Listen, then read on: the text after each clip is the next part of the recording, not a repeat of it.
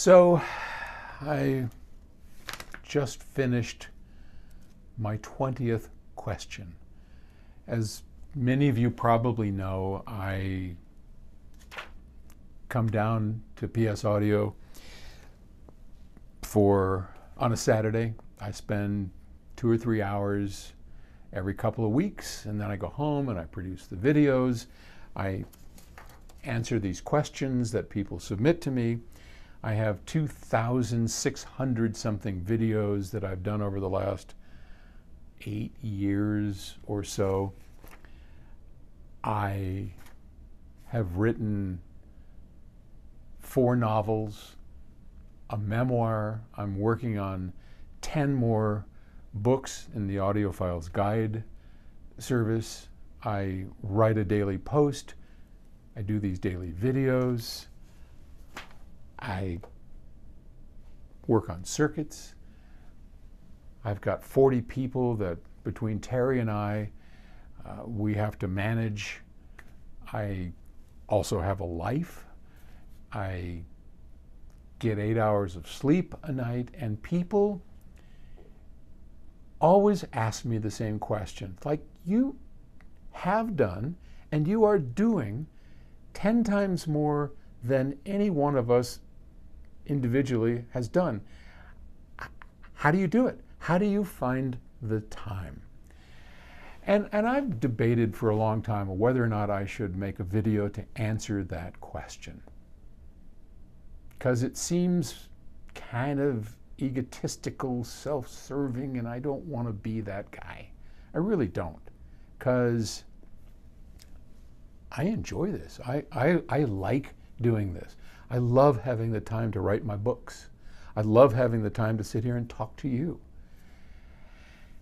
And writing my blog, I feel an intimate connection, and I like coming to PS Audio, and I enjoy working with the people here, and I want to, and I travel, and our son lives in France, and so we just went over there, and I still did all this stuff, and still went to France and had a great time. But I think enough people have asked me how it is that I manage. Where do I find the time to do all of that? What's your secret? So forgive me if I'm sounding like I'm coming across as anything other than just wanting to reach out to you and be helpful.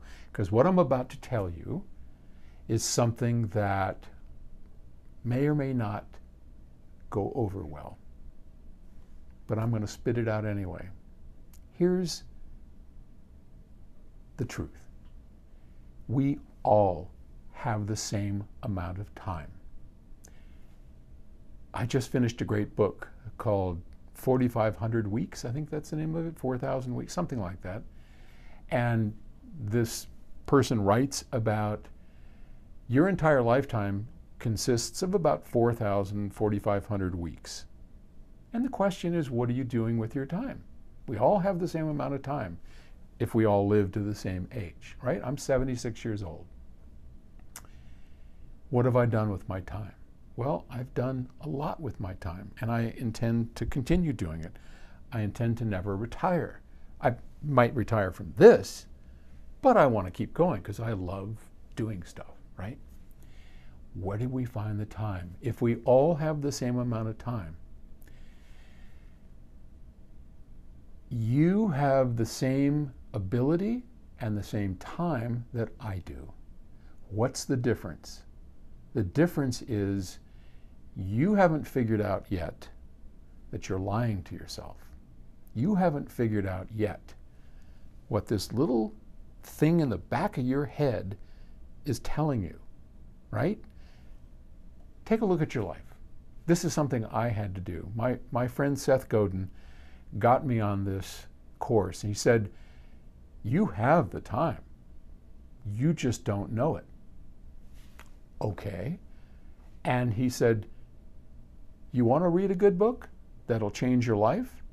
I said, sure. He goes, Stephen Pressfield and The War of Art. And in that book, Stephen Pressfield says, you know what? Every one of us has the same problem. And that problem is pretty simple. When we look at our life, we think, it's full. Right? I wake up in the morning, I have my breakfast, I do my thing, I go to work, I come home, I'm tired, I watch TV, I do whatever. My life is full. How could I squeeze in making a daily video? How could I squeeze in writing a novel? How could I, whatever it is you want to do? How in the heck am I going to squeeze that in? I don't have enough time for what I want to do. And the truth is, that's a lie. Yeah. It's not true. It's made up. And it's made up by your little amygdala, the lizard brain, which we all have. It's part of our DNA. And that little lizard brain is the one that is always telling you, you're not good enough. You're an imposter. You can't do this. You don't have the time. Why? Why is it doing that? Why is it telling us this story?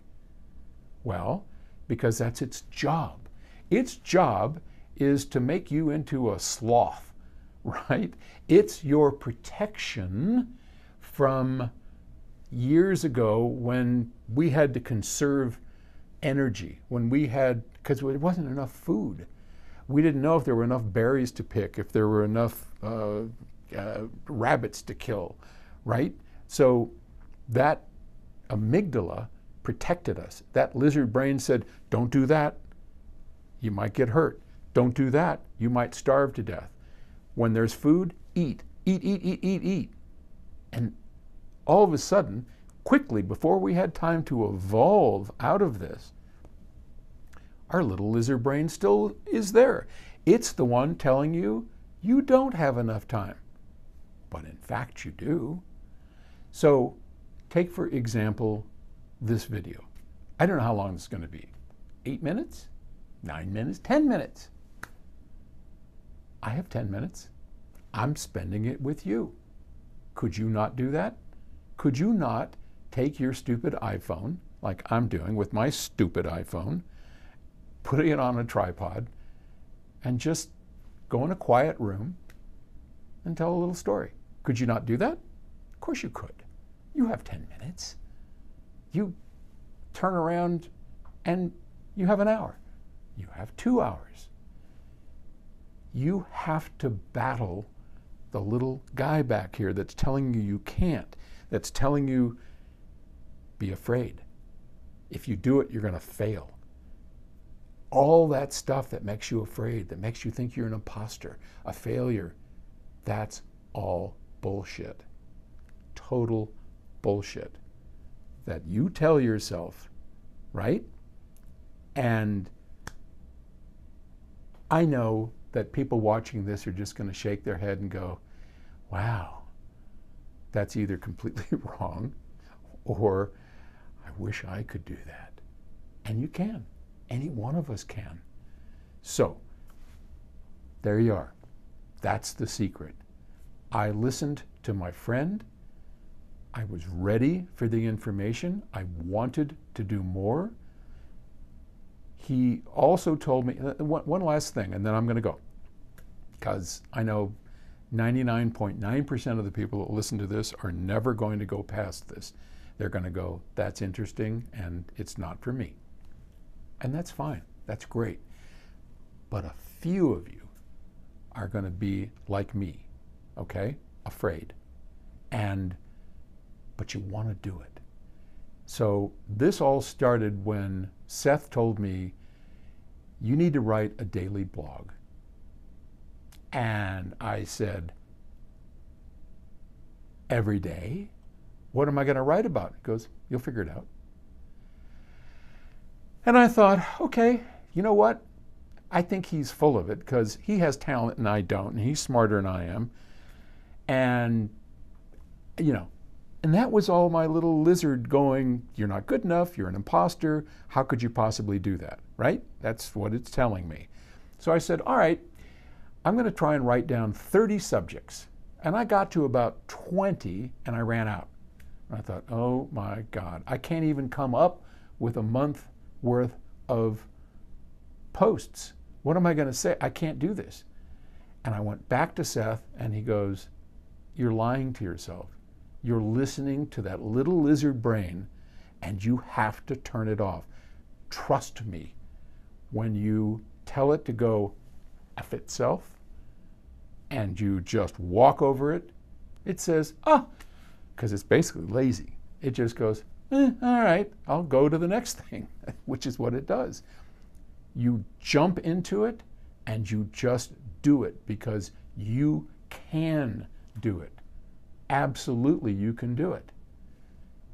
You just can't listen to this. You have to override him, and it's scary, and it's hard, but once you do it, all of a sudden it's like, well, that wasn't so bad.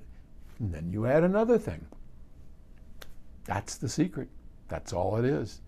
And I apologize to anybody that I might have offended, but that's it.